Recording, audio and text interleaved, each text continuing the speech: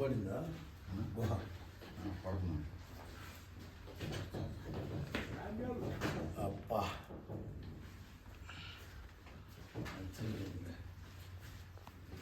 రెండు అవసరాలు లైటింగ్ ఎలా కరెక్ట్గా